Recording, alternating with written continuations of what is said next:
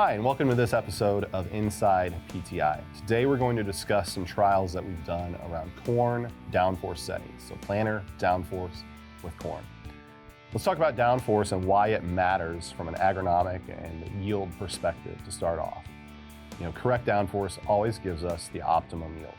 How do you achieve correct downforce? Downforce is really the amount of weight or added weight that's applied to a row unit that's added to the weight of the row unit and any seed that's on that row unit. And the goal is to have enough weight that your gauge wheel arms come up, hit the depth stop, and that means your disc openers are in the ground at the depth you've set. And we stay there all the time. We're at 100% ground contact. Now that's half the equation, is getting depth consistent. The other half is actually around too much weight, where we have consistent depth, but we create compaction. Now, if we have more weight than what we have to achieve depth, all that extra weight rides on the gauge wheels. Now, we want some weight on the depth gauge wheels because that helps us form a good furrow and have good sidewall integrity. We want enough weight that our sidewalls don't collapse ahead of the closing system and we get dry soil on the seed. If we hold the closing system out of the ground, correct downforce means that that trench is created and stays open. Now, the sidewalls flake off easily, but we want to make sure that it doesn't collapse. Now, if we have too much weight, a few hundred pounds extra that is carried on those depth gauge wheels, it's going to create a band of compaction on either side and smear the sidewalls. So if you were to hold the closing wheel up in that scenario, it'd be really hard to peel away the sidewall of the seed furrow. So half of the equation of getting downforce right is maintaining depth, the depth we've set. Half the equation is also not having too much weight.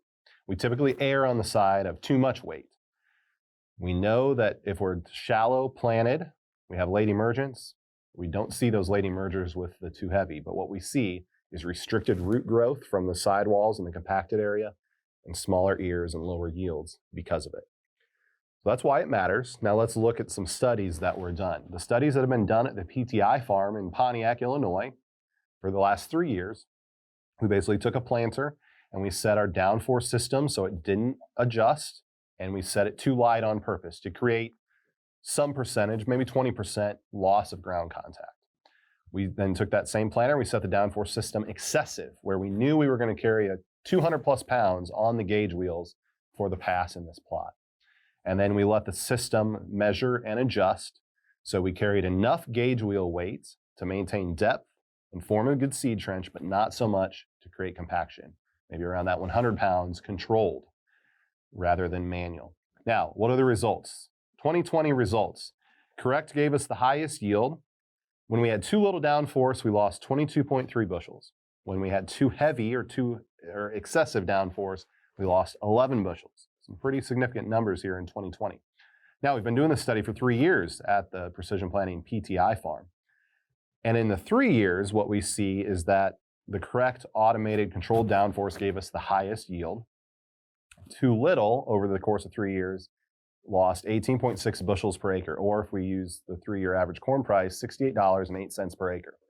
Too heavy loses on average 6.4 bushels per acre, or $23.65 per acre. Now, 23 or 68, those are significant numbers, and those are some numbers that we can't afford to have on our farms. All right, so how do we fix the problem? How do we make sure that we get correct at all times? Well, I talked about the correct passes we're measuring and adjusting with an automated system. That system's called DeltaForce. So what is DeltaForce? Why does it matter? If you're running a single downforce setting across an entire field, you'll have yield loss because that single setting is rarely correct, as we saw in the too heavy or too light study here. DeltaForce is an automated downforce control system that row by row measures and adjusts downforce every time there's variability in your field. And your crops are going to thrive and have optimal yields when planted with DeltaForce. Again, DeltaForce is a row-by-row system. It measures the weight that's on the gauge wheels. You as the operator in the cab set the gauge wheel weight that you would like the planter to carry. That's your input. And then if that load cell on that row measures more or less weight than what you've targeted, the hydraulic cylinder on that row automatically changes the force applied, adding more or removing some to maintain that weight. So if you target 100 pounds, it'll maintain 100 pounds. The row beside it works independently of that first row, and so on. Every row is independent. A 16-row planter is more like 16 one-row planters. If the weight of the row unit, and if you have full seed hoppers, if that weight is more than you need to achieve your target gauge wheel weight, the DeltaForce cylinders are actually remove weight and transfer it off of the row unit. So you don't have that compaction and that excess that you don't want. So what's the return on investment of DeltaForce, or DeltaForce as a proxy for getting downforce right? You know, we've seen over the years that DeltaForce has been in the marketplace. It is one of the highest, if not the highest, ROI product you can add to a planter. Significant ROI. So let's say we have an 800-acre corn farm and we plant that corn with a 16-row planter. We're going to add DeltaForce to that planter and cost roughly, say, $25,000 to add, and that would cost me about $31.25 per acre. So you can compare that to other inputs that you have. And let's say today on those 800 acres, a third of the acres in our manual setting get planted correctly, a third get planted too light, and a third get planted with excessive force. What that will cost us in that scenario, and that's saying a third of it's right, but remember, foot by foot, row by row, there's changes. But if a third of it's correct, 2/3 are wrong, a third light, a third excessive, it'll cost us about $24,484 per acre. That's what we're losing by not controlling our downforce correctly. DeltaForce would provide break even in just over a year. It's within $500 of breaking even in that first year on this 800-acre corn farm. And you add DeltaForce to the planter, run that planter for 5 years.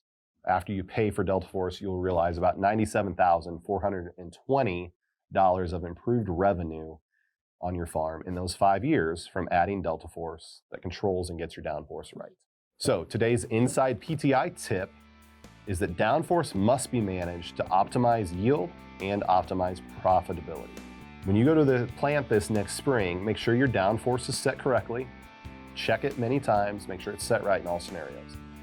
Manual adjustments, if that's what you're doing on your planter, you will never be able to get downforce right in all those scenarios.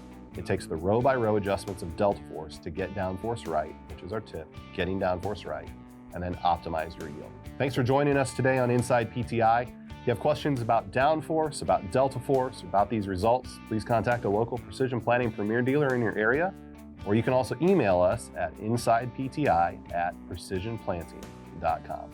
We'll see you on the next episode of Inside PTI.